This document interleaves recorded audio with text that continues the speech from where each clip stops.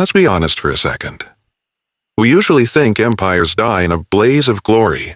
You picture a massive battlefield, a king falling off his horse, or a city burning down. That's the movie version. But in reality, most empires don't die because they lose a fight. They die because they run out of money. War is expensive.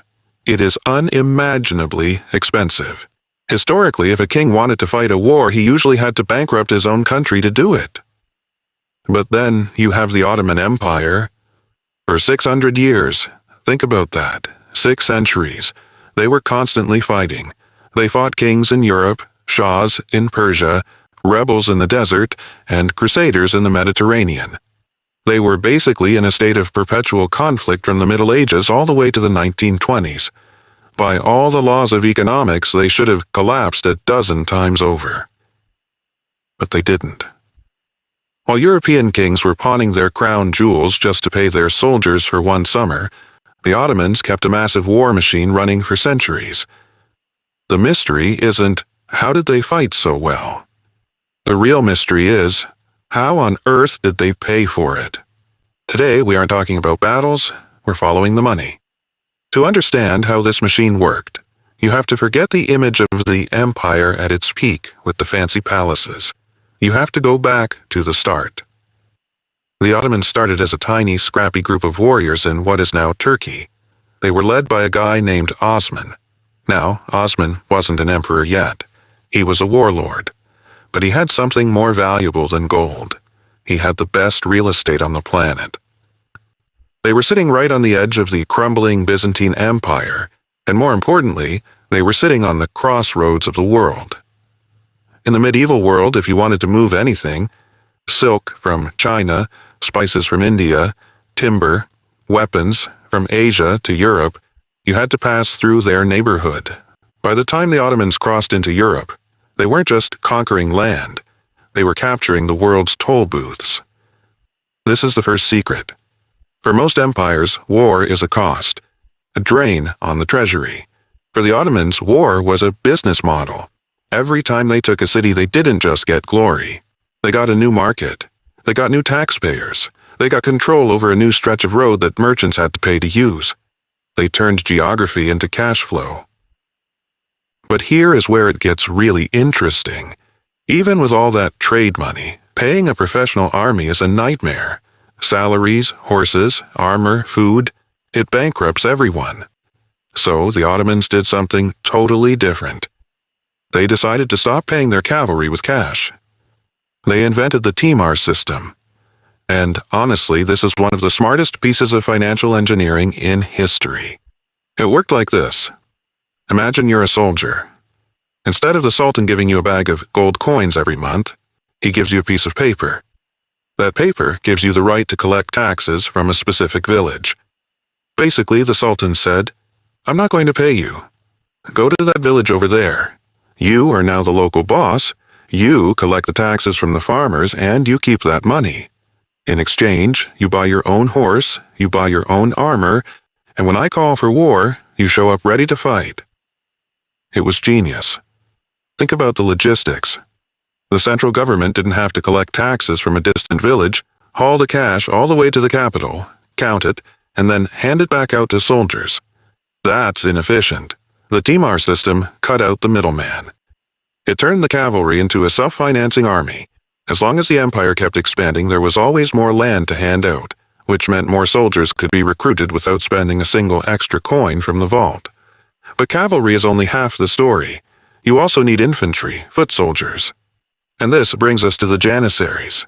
You've probably heard of them, the elite shock troops. But from a financial perspective, the Janissaries were a way to solve the problem of labor costs. In Europe, kings had to hire mercenaries. Mercenaries are expensive, and if you run out of money, they leave. The Ottomans didn't hire. They used the devshirme system. They took boys from the Christian provinces, converted them, and raised them in military schools.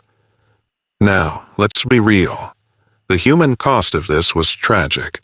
Families were torn apart. But if we look at it coldly, strictly through economics, it solved a massive problem. The state raised these soldiers from childhood. They had no families to support, no lands to manage, and nowhere else to go. Their entire existence was tied to the state. This created a professional, standing army that didn't require the massive upfront negotiation and hiring fees that European armies demanded. Between the Timar cavalry funding themselves and the Janissaries being completely dependent on the state, the Ottomans built a military machine that was incredibly light on the central budget compared to their rivals. So, for centuries this worked. The machine fed itself. Conquest brought more land. Land paid for more soldiers. Soldiers conquered more land. It was a perfect cycle. But, and there is always a but, this system had a fatal flaw. It relied on two things: constant expansion and being the center of the world. Fast forward to the 1700s and 1800s. The world changed. First, the expansion stopped. You can only conquer so far before you hit natural borders. When the conquests stopped, the new land for the Timar system ran out. Second, the Europeans figured out how to sail around the Ottomans. They built massive ships and sailed around Africa or across the Atlantic to get their spices. Suddenly, nobody needed to pay the toll booth in Turkey anymore. The easy money dried up. The system began to eat itself. Soldiers who weren't getting new land started squeezing the peasants. The Janissaries became corrupt, realizing they could bully the sultans for more money. And this is where the Ottomans made the mistake that actually killed them. They needed cash to modernize. They needed to buy new cannons and build railroads. But the old revenue streams were gone, so for the first time they started borrowing heavily. They took loans from British and French banks. It started small, but interest is a killer. Just like a person drowning in credit card debt to pay off other credit cards, the empire got trapped. By 1881, the Ottomans weren't really running their own country anymore. European bankers were.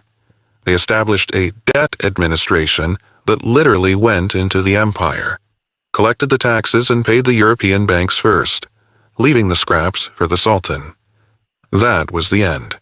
Well, not on the battlefield, but in the ledger books. So, why does this matter today? Because if you look around, the same mechanics are still happening, just wearing modern clothes. The Timar system? That's basically modern governments outsourcing logistics to private contractors to keep costs off the main books. The fight for trade routes? Look at the Strait of Hormuz or the pipelines in Europe. Whoever controls the choke controls the revenue. And the debt? Well, look at almost any major nation today. Countries fund their power with loans until the interest becomes unmanageable. The Ottomans proved that a clever financial system can keep a superpower alive for 600 years. They hacked the economy of war. But they also proved that financial gravity always wins in the end. Empires don't die on the battlefield. They die on the balance sheet. Thanks for watching. If you want to understand the history they don't teach you in school, the history of money, hit that subscribe button. See you in the next one.